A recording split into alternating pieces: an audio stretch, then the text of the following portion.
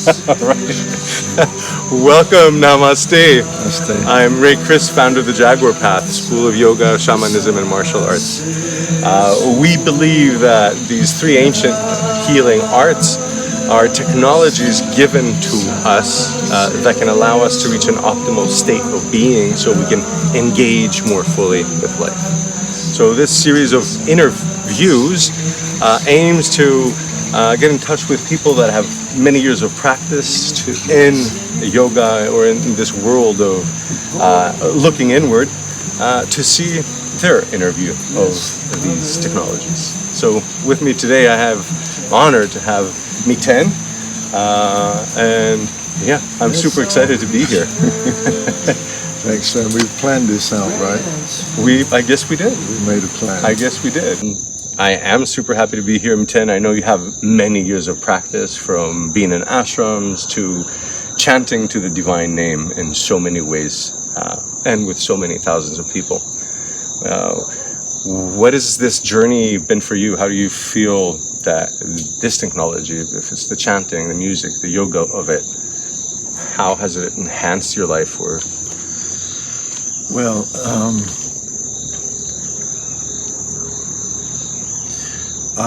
I feel like to inspire you guys, whoever's listening, whoever's looking at us, and that's really, I guess, why we're here talking and looking to the iPhone. It's somehow to be an inspiration to whoever it is who's looking. And so your question, Ray, it's huge, because you go on a journey, and like all of us, that's the point.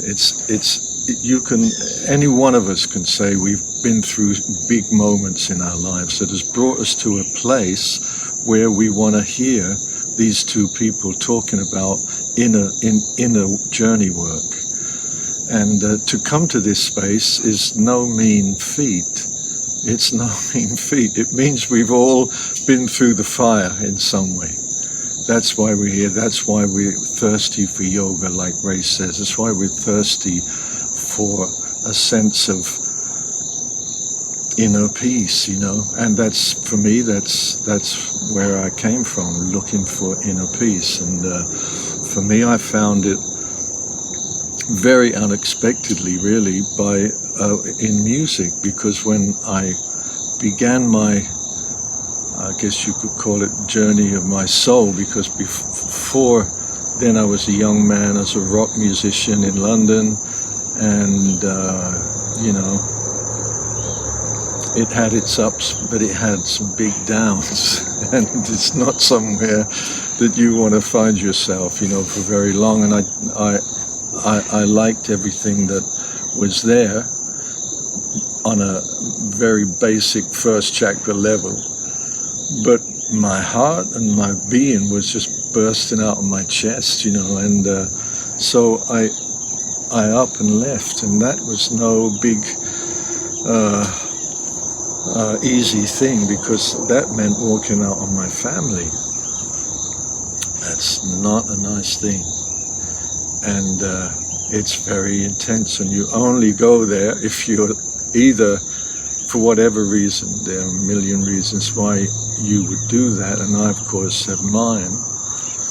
Luckily for me, and blessed that my son and I are the best of mates, and he's now 44, but it was a big time for us, and he was just a little boy, and I ended up on a search, and it didn't take me so long. Once I realized that the music wasn't going to sustain me, the music industry,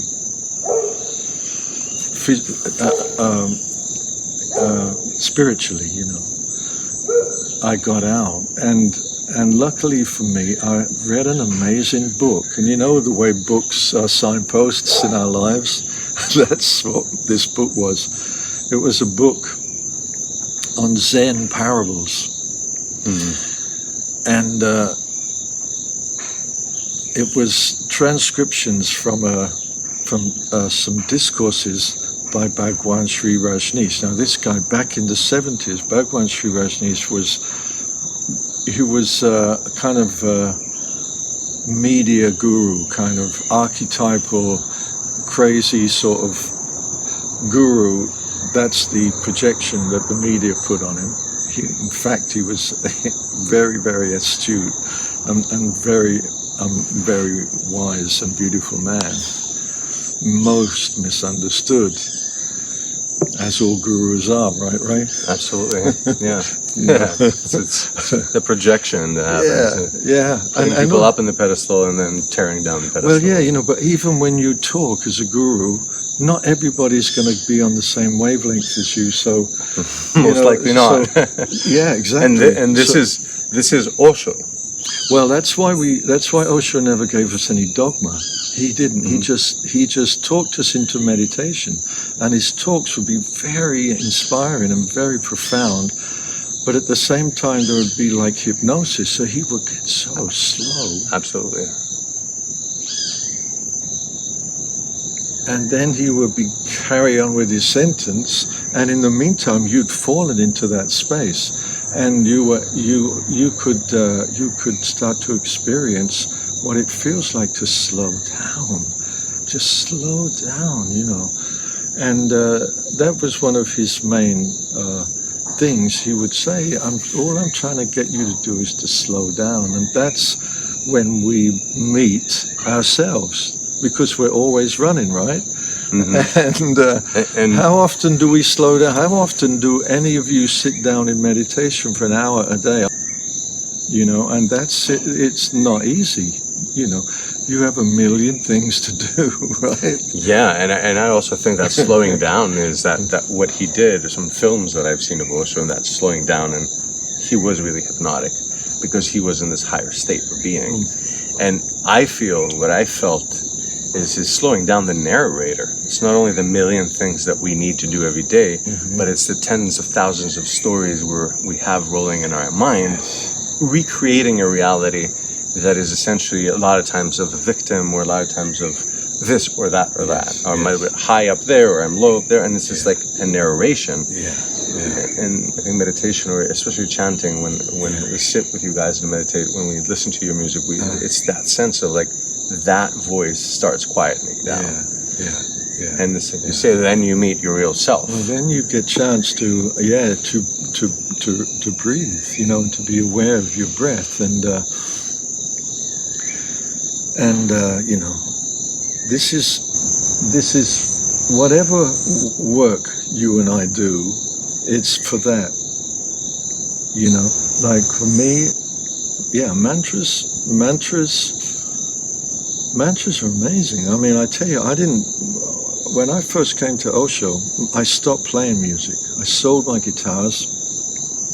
I didn't tell anyone I was a musician or had been. I chopped carrots and washed the rice for a year or so, and I just came home to myself. I did the meditations. I was in this environment of very intense inquiry with such a depth of love and playfulness. So it was a very amazing place to find myself. It was the perfect place to heal and to deal with the guilt that I was carrying through leaving my boy. Everything was available. And that right up until, the wild, wild country, and where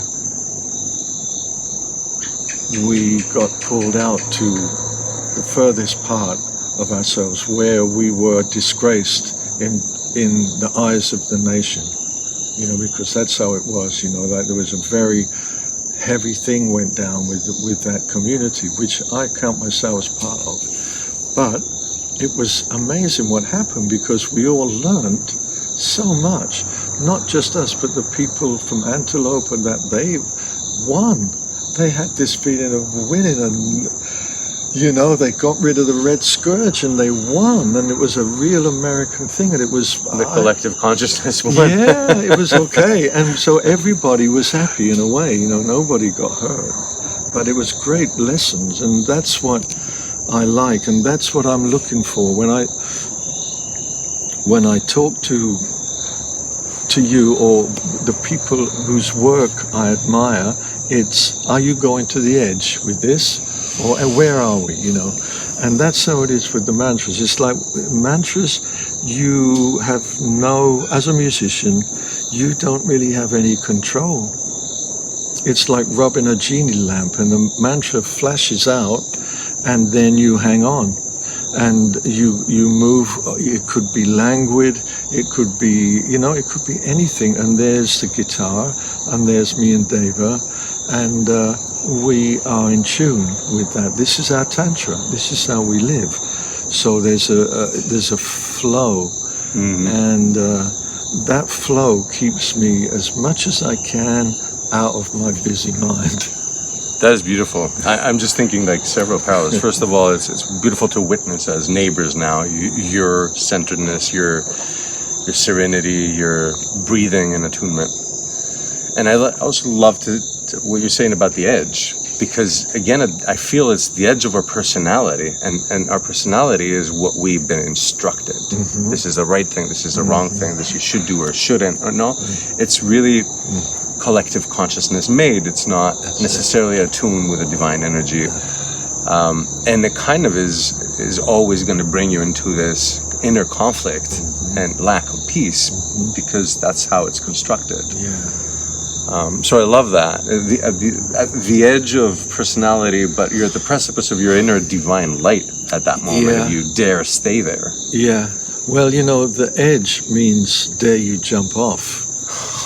That's what the edge means, and then the personality is totally not interested in at all, you know.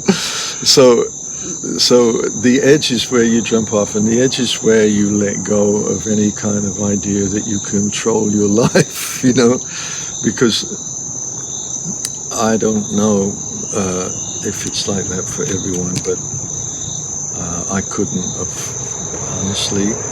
I couldn't have imagined this moment if I, at 30 years old. I would never have been able to imagine this. I was a different guy, you know, and I didn't know where I was going. Not that I did then, but I had ambition and I had ideas, and they were all due. It's an interesting, that book that I read, No Water, No Moon, the Zen book on those Zen parables. There was one parable there which is very relevant to me, and that is my life back then, and that's what got me to Osho. The Zen parable said, Zen nun, her name is Chiono, she's going to the well to get water, and the story goes, she goes to the well, it's nighttime, there's a full moon, she goes to the well, she gets the water, she's making her way back to the monastery with the bucket of water. She looks in the bucket, there's the full moon, and at that moment the bucket breaks, and she realizes that she spent her whole life looking at the reflection of reality, not the real thing. And that was the symbol. She turned around and saw the full moon and became enlightened. And for me, that was my music in the bucket. That was my music industry. It was that full moon was a reflection. That was what I was looking at as a musician. And I knew the real thing was there, but I didn't know, I didn't know how or what or where. I thought this was the real thing, playing my songs and trying to be a rock star, you know. And when the bucket broke and I saw the real thing, and I said, okay, well, I read that and I thought, okay, I'm going to find this guru, because that's my story. And that's what got me there. I just went, I left my family, I left the record company, I left the manager, I left the publisher, I left the band. Nobody knew where I'd gone. I was gone, out into another world. That was the edge. And crossing the edge. Yeah. Jumping off the edge. That's jumping. That was jumping off. And I was caught. That's where I learned trust in life. I was caught. I feel I knew several parallels we've had in our life, but that's a big one, where when I was diagnosed with 4th-stage cancer, I left my 2-year-old son and disappeared and traveled to Mexico and Peru to work with the shamans, and no one knew. And it's it's the pain of leaving a son is undescribable, and I feel you. Yeah, I could see My that. son is 18 and a really powerful 18-year-old guy. A really strong relationship. I feel it's matured him, it's matured both of us. But the edge of jumping off the edge was also that I did not know if I would come out of the jungle. I did not know if I would come back from Peru. That's it. And that's what it took to let go of my patterns. Are you listening? Are you listening? Because that's the key. It is. You got to let go. You have to let go. And no matter, you can intellectualize it, and you can read about it, and you can read about it, and you can discuss about it, but until you let go, you're going to be Finding the same thing. you're going to be safe. But if that's what you want, and I'm saying that in a humble way because I'm scared also of things, you know. But it's not that, you know. I mean, you know what I'm scared of is I couldn't imagine taking any more LSD.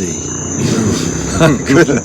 That's scary. You know, yeah, it's really ayahuasca. I tried ayahuasca a few times, and it's amazing. But to make that jump into where I know, I'm like, I don't want to go there anymore. You know, I don't want to go there. And is that fear, or is that just being intelligent? And you know, intelligence as you get older, it's not. It might be wisdom. Yeah, it moves into wisdom. You know, intelligence. You know, because you forget you don't need to be intelligent. But wisdom is different.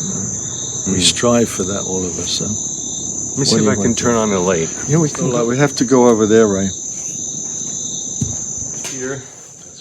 I could say it again. All right. So There we are. here we are again. Welcome back, Ray Crist. I'm here with Miten. We just have this beautiful synergy of things that has brought us to be neighbors here in a Blue Spirit in Costa Rica. A blue zone, a beautiful place where Pachamama is really thriving, and where everything around us is really reminding us of the divine, bring us closer to nature and more closer to actual reality, and in quietness and space and birds and animals. So I love what you shared with our interview earlier. It would be something you would say to all the people watching, to the people you sing to. I feel it's really clear that you're sharing from your soul something that has been your human experience that really brought you into another place or another state. Let me say something about mantras. Absolutely.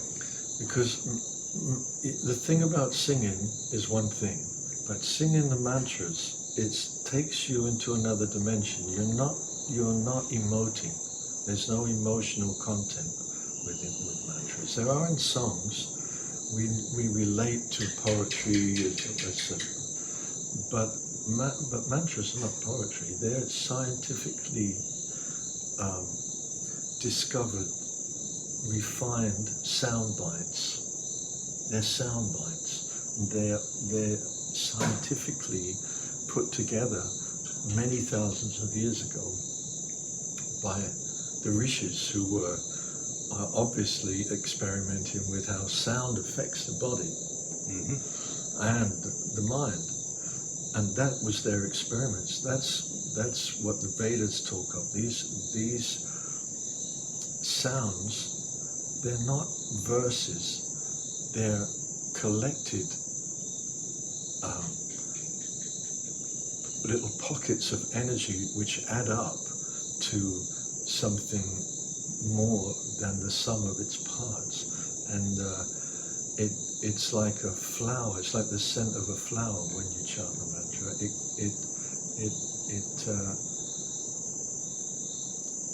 It's again the edge. It's like going over the edge and just into the chant and just letting go into the chant. And so once you go in there,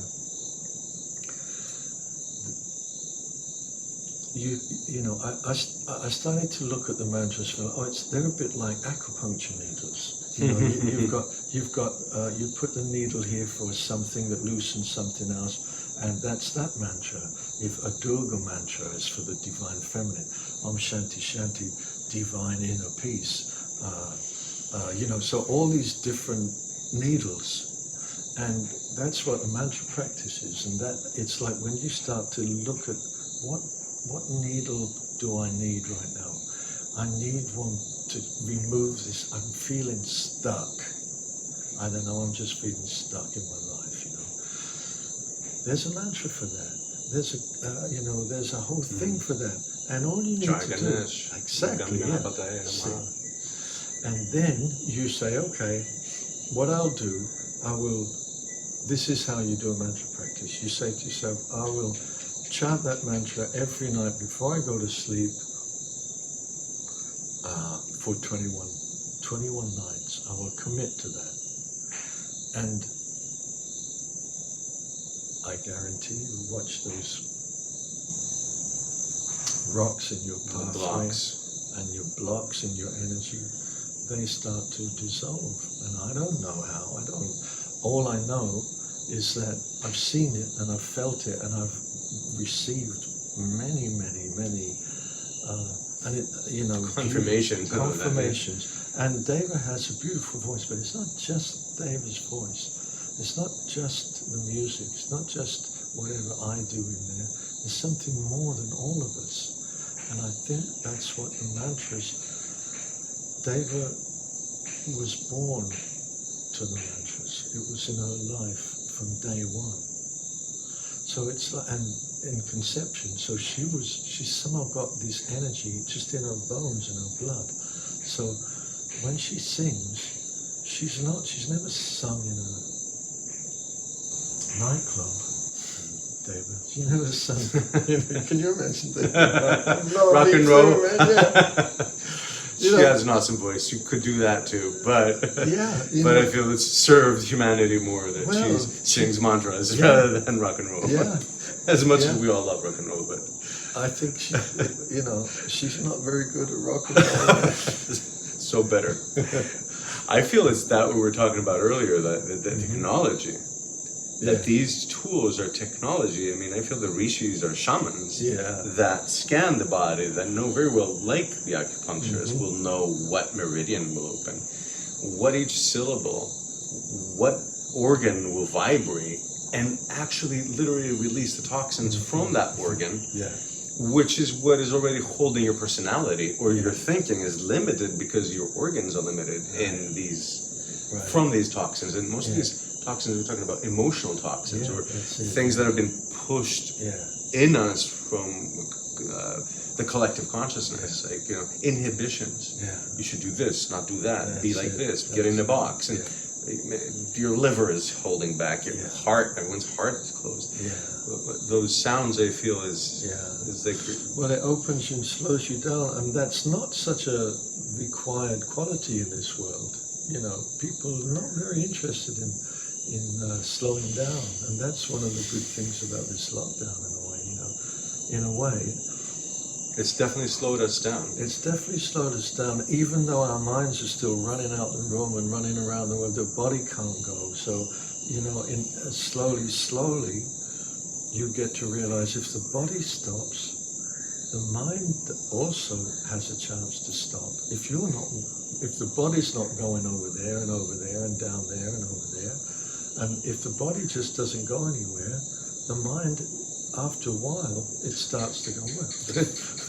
It follows suit. It follows, because you can only think for so long about something that's in the past or something visionary that's in the future, you know. And if you don't move, that starts to, you think about it for a while, you get excited in your mind and you follow it, you go over it, but in the end, you just feel like, wait a minute, let me just stop. And what does that mean, you know, to breathe? Because now I'm talking and I'm also feeling like, wait a minute, let me just slow down a minute, you know? If I may ask you a question, do you think that I feel that there's a shift in consciousness that happens through the practices of yoga or shamanic practices practice of yoga, including mainly a lot mantra, that it almost reveals that the inner voice, what I now call the narrator, is not necessarily your only voice. Right? That you reach when you stop thinking of a story or something that made you angry, or something that made you sad, and that is really creating havoc in the body and some internal organs, and then your brain is running 100 miles an hour. When you do the mantra, it stops the mind from thinking. And it goes back, like the needle, you say in acupuncture, it almost heals the liver from anger. Yes. And then it allows enough space to be created for that beautiful divine self that we each and every one of us are to rise. Isn't it amazing? See, it doesn't have to be a pill. It does not have to be a pill. It can actually prove it not to work, actually. Prove it not to work. Right. So there is this commitment, it's needed. Commitment is needed, and because there is no pill, you got to do it yourself, and the commitment's just, all the commitment does, it signifies intention. And if you have an intention, in the end you'll begin to want to do it because you have the intention to do it. And then in the end you find you don't need the intention. It's the intention is a distraction. But even that's pratyahara at the end, where you just let go of everything. You let go again, you're at the edge, and then you just go off into nothingness, and that's where all the techniques, all the mantras, that's where they take us, right? That's where they take us. And I like what you say about commitment. Commitment, Commitment. I learned this. I learned this in Osho. It was one of his teachings, because he never gave us a dogma. So that meant that we had to decide if we wanted to get up at 5 a.m. to do that meditation. There was nobody saying, this is what you do, and he's a great sannyas and he does this. You don't have to do it if you don't want to do it. It's up to you. And you can go to bed at night thinking, yes, for sure, I really need to get up and I need to connect, I need to, and then 5 o'clock comes and you pull the covers over you, and you go back to sleep. And the narrator doesn't want to wake up. Exactly, the narrator he's sleeping for a while, Oh no, the narrator is always saying, let's stay in bed. Let's stay in bed, let's stay in bed. That's the voice, the voice that stops us. Let's stay the same, let's not change a thing. Yeah, so the commitment is like, is meaning if you wanna feel the inner peace, and if you want to come to a place of rest, you have to do something. You can't get it without. That's why we talk about the edge and jumping over, because one thing Osho used to say was, if I can get you in, he said, look, I've got nothing to give you. All I can do, you think I'm giving you this knowledge and this energy and this thing. All I'm doing is taking stuff away. That's what I'm doing. I'm taking layers of the onion away so that you can start to be yourself, and not the personality that you've been given, but something underneath. Not all the layers or shells or personas. Yeah, and he says you won't get that in a book. The only way you'll get that is if I can, by my cunning, I can bring you into chaos. If I can get you to be in the chaos, I love it. He would say, my job is over. That's it. You're in the chaos. I've done. My work is done. You're more in touch with the universe. Yeah, exactly. That's where you'll see God, and that's where you see God. You won't find God in the box. It's you have to go outside the house. You have to go outside the garden. Outside the house, yeah. Outside Yeah. structures. Yeah. Do you feel also, besides commitment, that there's a certain amount of sacrifice that needs to be made to break the... Yeah, it's sacrifice, isn't it? Because you have to sacrifice your comfortable bed. You have to sacrifice the known. You have to sacrifice the habits that you've created that don't serve you anymore.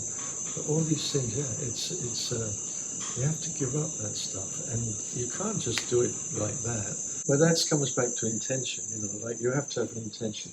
You can't dream, you can have a vision, but the intention is that's a small step. It's a small step, but it's the first step. So, that's just an acceptance that, wait a minute, there's something more, and my intention is to find out what that is. So I'm going to read, I'm going to do some, whatever I'm going to do, or I'm going to do this practice. I'm going to just do some things to find out what happens if I do that.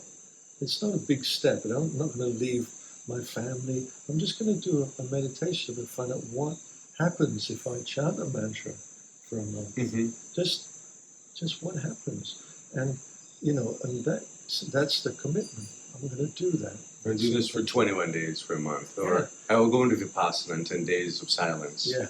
Well, that's a big step. To go straight into Vipassana that's really tough. It's a tough one, yeah. That's boot camp. Okay, yeah. Not to begin. Don't start with the Vipassana. Why not? Do it later on. I mean, some people, we need Vipassana. It's boot camp. It's like you sit. That's the achievement, where we can sit in meditation for at least 1 hour and not move a muscle, not even if there's an itch. Not even if there's an itch. The body is absolutely, precisely, and utterly still. So if you do it for an hour, by the time you get to 45 minutes, the mind has begun to slow down. Mm-hmm. But that first 45 minutes is, you need to just have your practice. And the way that you're helped in that technique is you have certain techniques that you can do to keep your body still and to keep you centered. And one is watching your breath. That's an old, that's the Vipassana. It's Buddhist technique. You just watch your breath. You watch it come in, you watch it go out, and you just keep watching it. And eventually, the mind has stopped, And it takes a while, but after that, you just hang in nothingness. And you're not even you hanging there, you are the nothingness. It's like the experience of death, that you feel, oh, I'm not this body. And it's not that there's not even an I, but you're having an experience. It's beyond the physical. The mind is not engaged for a minute, and it's like the whirling, the dervish whirl. You do that, you do that, you do that, And it's the most amazing thing. If you do this amazing process, what's happening in the middle is, in the end, you're like this, and the whole world is moving around and round and round and round and round and round, and you are in a still point, and your mind has stopped. You can watch the world go around, and your mind has stopped. You're in a still point. And then, if you think, wow, this is amazing, you fall over. Then you begin to say. You just fall over. And then you get up and start again, and that's meditation. That's true. That's meditation. You realize, and then and let me come back. So you don't beat yourself up. Oh shit, I've done it again. I'm thinking again. You just let that thought go and come back again. Just watching the breath. Another good one is listening. Just listening to the sounds, always being aware. Like right now, Brian and I, we're in full of sound. It's nighttime, the jungle is quieting down, and we're in an amazing ocean of sound, And if you sit, close your eyes and just listen to the sound, your mind will soon begin to evolve. And then you have the opportunity, and it's called relaxed awareness. You're really chilled out. You're chilled out to the max. You're totally relaxed. You are super aware. You are super aware of the breath. You're super aware of the sounds, and you're really alert, but you're relaxed. And that's the meditation journey. That is beautiful. I think the polar monkeys agree with you. I think so. Talking about sounds, I can hear the ocean, the rain. Yeah, it's beautiful. It is beautiful. Would you like to close with the mantra? Yeah, sure. Take us right Should I now. get the guitar? Sure, Okay. sure. And I'll clip this. Oh, what is It's it? just simple green soup. That's all it is, but wait till you get it, man. That sounds Watch like this. pure life itself. It's right, all full of such goodness. I love it so much. It smells like purity. It's beautiful.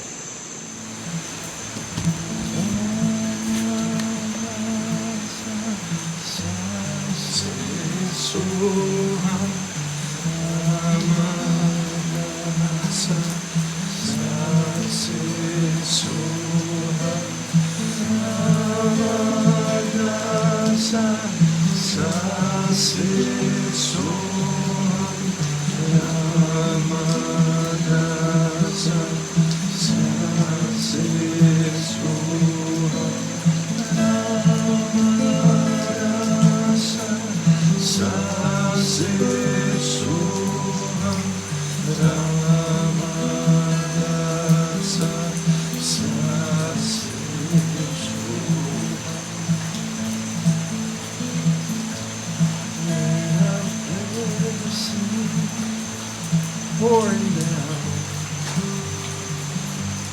kiss the earth, this holy water, heaven sing, rain of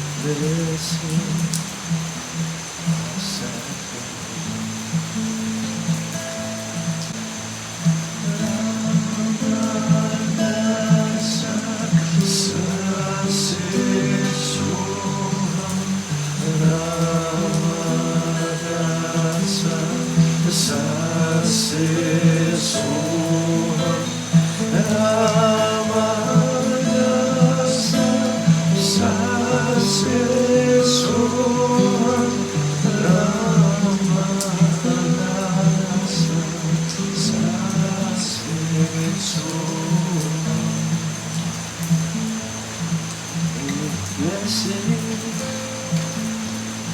holy water, bless the mother, protect the bless all creatures, great and small, bring up blessing, God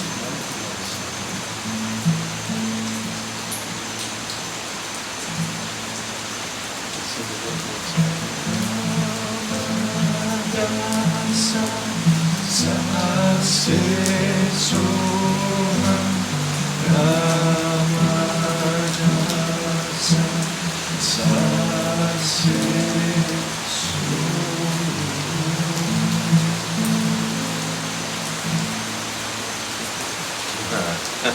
Beautiful.